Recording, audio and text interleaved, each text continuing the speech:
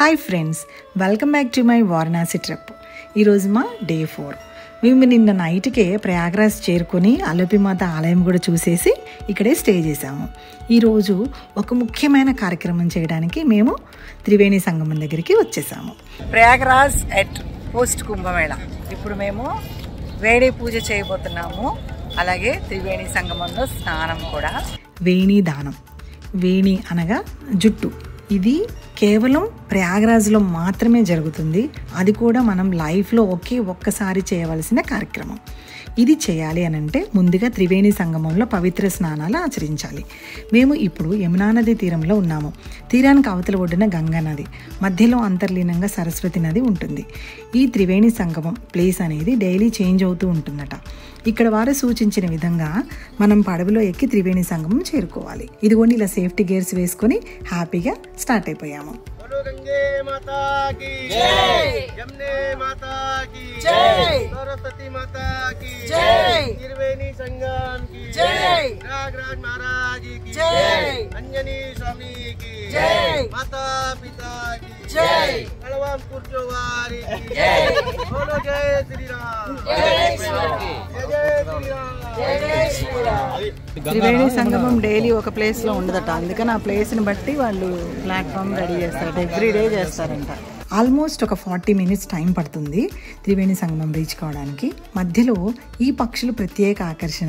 వాటిని ఫీడ్ చేయటం చాలా చాలా హ్యాపీగా అనిపించింది. ఇక్కడ త్రివేణి సంగమంలో పవిత్ర స్నానాలు ఆచరించడానికి ఇక్కడ లోకల్ పీపుల్ సజెషన్స్ ప్రకారం మేము ఈ కొబ్బరికాయలను అక్కడ తీసుకొని చేయటం జరిగింది. ఈ కొబ్బరికాయలు అయితే ఇక్కడే దొరుకుతాయి.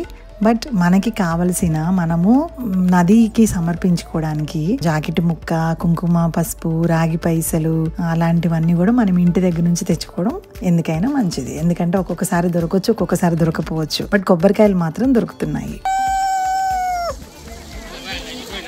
మేము మా టీం మెంబర్స్ అందరం పవిత్ర స్నానాలు ఆచరించి మేము మరలా రిటర్న్ అయితే బయలుదేరాము. ఒడ్డుకు చేరుకున్న తర్వాత మేము వేణిదాన కార్యక్రమానికి ఇలా పట్టుపట్టలు వేసుకొని సిద్ధమయ్యాము. స్త్రీలకు సంబంధించిన ఋతుదోషం, గర్భదోషం మరియు ప్రసవ దోషాల నివృత్తికై ఈ పూజ చేయిస్తూ ఉంటారు.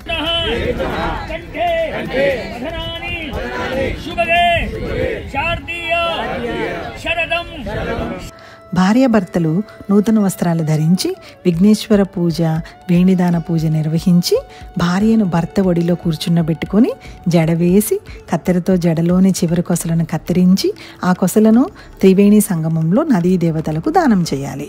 నార్మల్గా మనము ఒక జుట్టుని నీళ్ళల్లో వేస్తే అది తేలుతుంది. కానీ ఈ నదిలో ఈ పూజ అయిన తర్వాత మనం ఏదైతే నదికి దానం ఇస్తామో అప్పుడు ఆ జుట్టు అనేది మునగటం మనం గమనించవచ్చు అనమాట. ఈ వేణిదాన కార్యక్రమం తర్వాత పితృ కార్యక్రమం కూడా చాలా చాలా ఇంపార్టెంట్. మా టీం మెంబర్స్ అందరూ కూడా ఆ కార్యక్రమం కూడా నిర్వహించిన తర్వాత మేము హోటల్కి వెళ్ళిపోయాము.